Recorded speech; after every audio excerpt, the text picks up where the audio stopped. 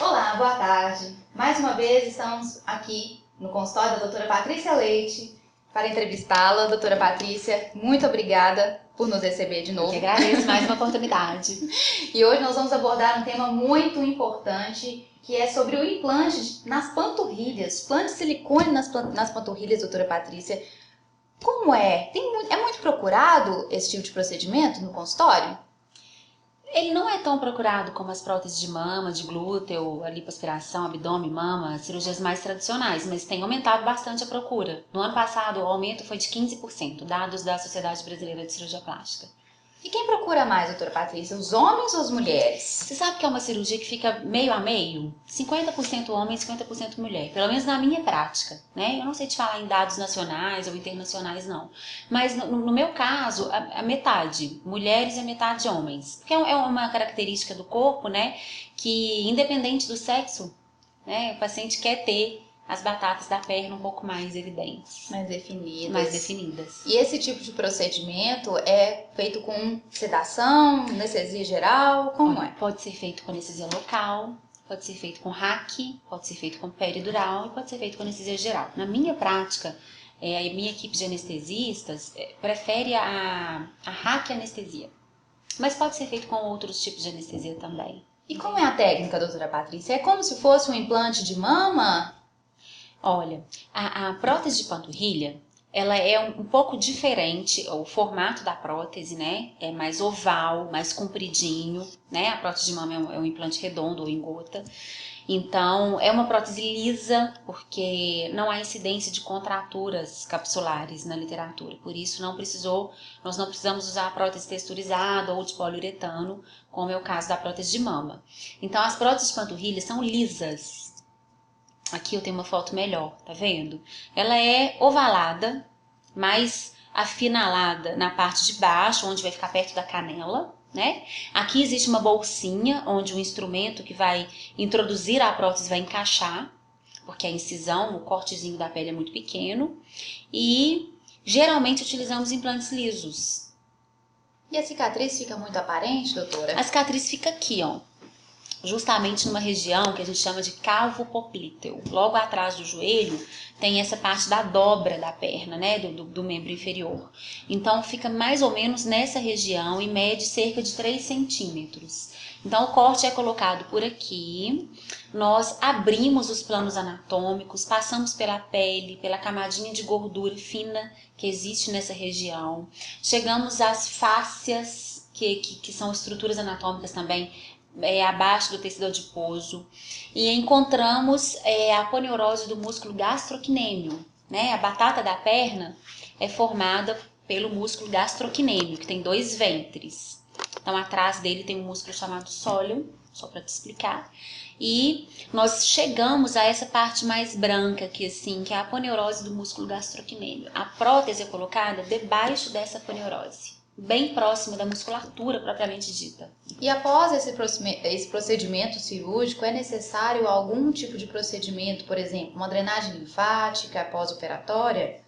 Toda cirurgia plástica, Camila, se beneficia de uma drenagem linfática porque a região operada incha, né? Existe o edema pós-operatório. Então, com a drenagem linfática, esse edema tende a desaparecer, a reduzir mais rapidamente. Mas não é obrigatório, não é tão necessário como num caso de uma lipoaspiração, por exemplo, onde a drenagem linfática tem um papel primordial na evolução do resultado. Mas o paciente pode fazer. O ideal, as recomendações pós-operatórias nesse tipo de cirurgia é que o paciente mantenha o uso de uma meia compressiva durante cerca de 15 a 30 dias, que ele use os antitrombóticos, porque ele fica um pouco mais imóvel, ele não consegue andar tão rapidamente, dificulta um pouquinho o andar e dói um pouco para andar. Então os protocolos pedem para passar os antitrombóticos durante um período maior. Que ele tenha cuidados com a cicatriz que fica aqui, então tem que lavar todos os dias, passar um pouquinho de álcool, rifocina ou algum antisséptico e manter a região coberta, né? Cuidados com a ferida operatória. Que mais? Tempo ao tempo, cerca de uma semana de pós-operatório. É importante usar os anti-inflamatórios, antibióticos, analgésicos, saber que vai doer um pouquinho, incomoda um pouco essa cirurgia, nada demais, mas incomoda um pouco para andar principalmente, mas é importante forçar esse andar, né?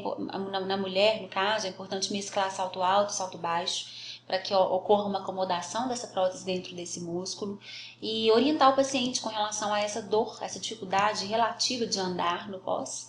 Né? Na primeira semana, na segunda semana é muito mais tranquilo e a partir da terceira semana o paciente já está andando normalmente. Quanto tempo para que realmente seja feita essa recuperação total após a cirurgia? Da cirurgia? Depois de um mês, mais ou menos, o edema já reduziu uns 80%. Com 3 meses, eu diria, com 3 meses o paciente já tem o resultado final da cirurgia. Tem alguma contraindicação, doutora Patrícia, em caso de atividade física, algum exercício que seja contraindicado após a prótese, após a cirurgia? Existem algumas contraindicações, sim. Quando o paciente tem uma musculatura que não suporta o tamanho da prótese, aí tem várias formas a gente medir isso.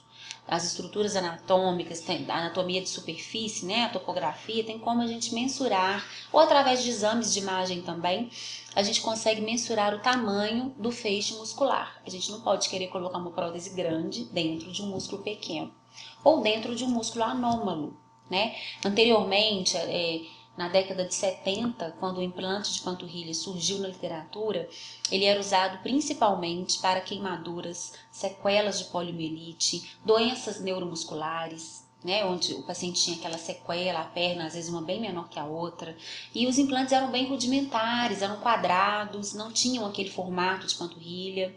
Né? Depois isso foi evoluindo e a demanda também pela estética foi aumentando. Hoje, a grande maioria das cirurgias de implante de panturrilha realizadas não são por doenças. É por uma demanda meramente estética mesmo. O paciente que quer ter a região da panturrilha mais definida e ele não consegue essa definição na academia. A gente sabe que a fibra muscular tem um potencial, né? Tem até um limite onde ela consegue expandir e hipertrofiar. Né? Algumas pessoas geneticamente têm o músculo menorzinho e por mais que malhe, ele não vai chegar naquele tamanho desejado. Então, nesses casos, e principalmente quando existe uma desproporção entre a coxa e a perna, que na verdade a perna debaixo do joelho e a região acima do joelho é a coxa. Quando existe aquela pessoa com a coxa musculosa, o restante do corpo todo proporcional, mas do joelho para baixo, a perna, a região da panturrilha, fininho, a cirurgia tem a sua maior indicação. E há riscos de atrapalhar essa musculatura onde é feito o implante, por exemplo, de uma atrofia ou de alguma rejeição em relação à região onde essa prótese é colocada, doutor? Existe. Mais uma vez, né? Tudo em medicina, tudo em cirurgia tem os seus riscos, né? A gente sabe, Camila, que em qualquer região onde é colocada uma prótese, existe uma atrofia das estruturas adjacentes. Por quê? Só pela questão de ter uma prótese ali, em cima daquele ventre muscular, ele expande menos, ele contrai menos. É um músculo que, se for aberto aqui, daí a alguns anos, o médico vai perceber que existiu uma certa atrofia. Existe esse risco, sim. Risco não, é um fato, né? Mas você está falando sobre os riscos da cirurgia? E eu pergunto mais embasado na musculatura, porque ela vai... Ele vai sofrer uma atrofia, sim. Mas não que impeça o paciente de deambular, ou seja, de andar, tá? Entendi. Vai haver uma certa atrofia, mas não impeditiva. Se ocorrer, é porque ocorreu alguma coisa de errado, alguma intercorrência mais grave que deve ser apurada e muitas vezes a gente tem que tirar. Muitas vezes não, é raro, mas às vezes é necessário a retirada do implante. E há a possibilidade desse implante ser feito sob medida para os pacientes ou é um tamanho padronizado de implante? Existem 3 tamanhos padronizados, o de 85 ml, de 140 e 180. Então, como que a gente vai definir qual o tamanho mais se adequa para aquele paciente? Primeiro, pelo desejo do paciente, se ele quer aumentar levemente, moderadamente ou muito a região. E uma vez que a gente escolhe baseado no desejo do paciente, a gente tem que ver se a região dele comporta uma prótese daquele tamanho. Aí você tem que pegar a prótese, ver as dimensões da prótese, o comprimento, a largura, a projeção e o volume e analisar se aquela prótese seria adequada para aquele paciente. E com relação ao enxerto, doutora, no caso de não optarmos pela prótese.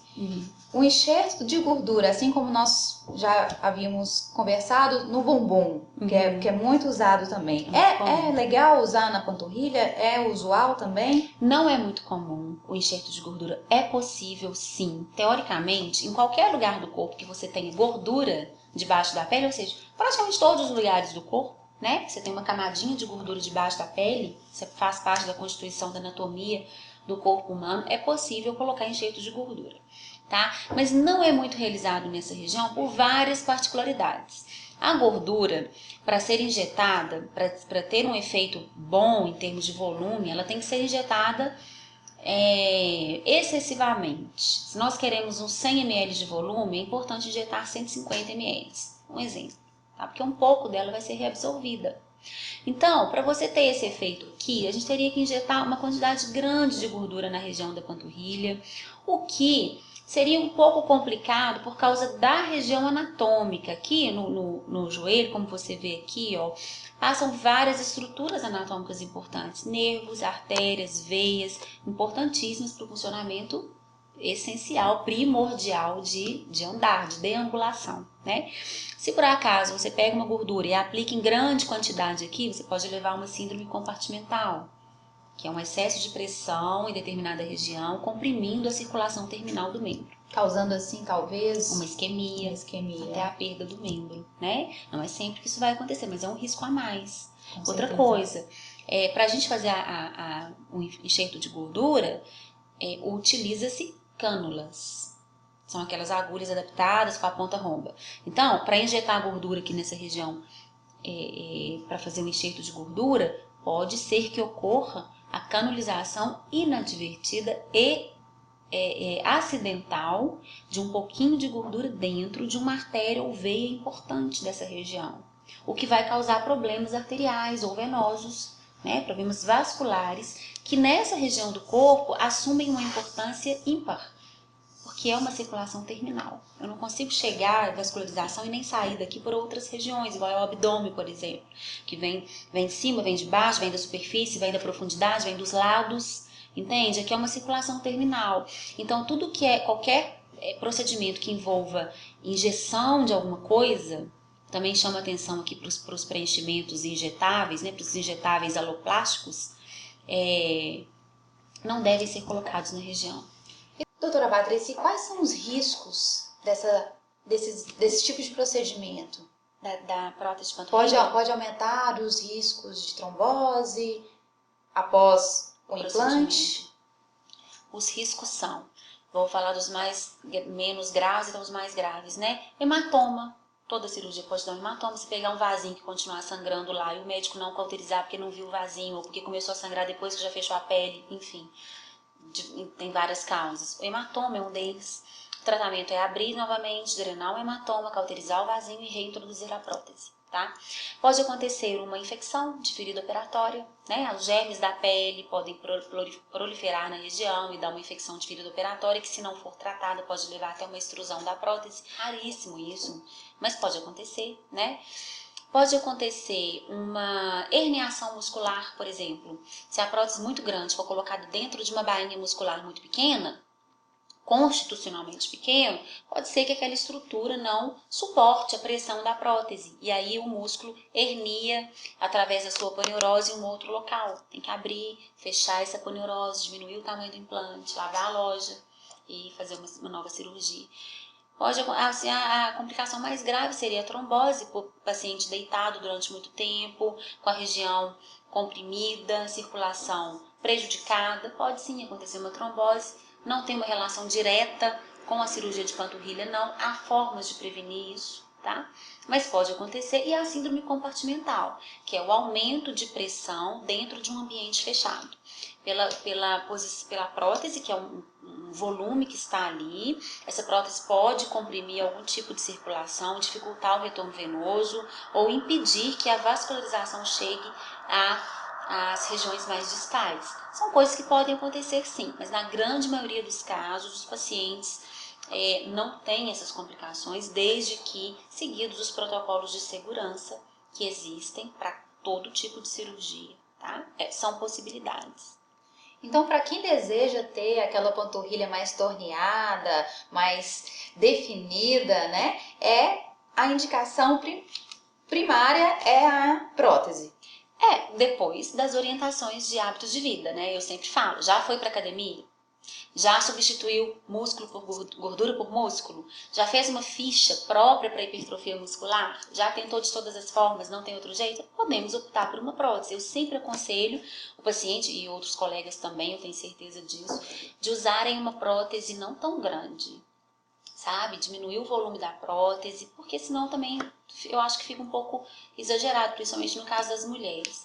Usar volumes menores para evitar qualquer chance de síndrome compartimental, de compressão, de dificuldade para andar ou de agressão ao músculo naturalmente presente. É aquela questão, melhorar esteticamente, agredindo o mínimo possível a natureza, o que o paciente apresenta de natural na sua anatomia. Adoro implante de panturrilha, mas eu sempre vou com parcimônia, eu gosto de colocar pequenos volumes. É sempre usar mesmo um pouco de Bom cautela senso. e bom senso, né, doutora? Em tudo, na cirurgia plástica e na estética, então, isso é muito importante. E na vida, né, doutora? Na vida. Evitar excessos, com certeza. Com certeza. O equilíbrio é primordial na nossa tudo. vida. Então, doutora, eu gostaria muito de agradecer. A senhora é muito querida, muito obrigada por essa oportunidade. Eu que agradeço, Camila, de estar aqui mais uma vez comunicando com o público. Eu sei que os pacientes adoram assistir os vídeos, realmente. Eu acho que é uma forma de explicar, de esclarecer, né, de tirar aquele medo, desmistificar e às vezes esclarecer sobre possíveis complicações. Com certeza. É um prazer estar aqui com você. Obrigada.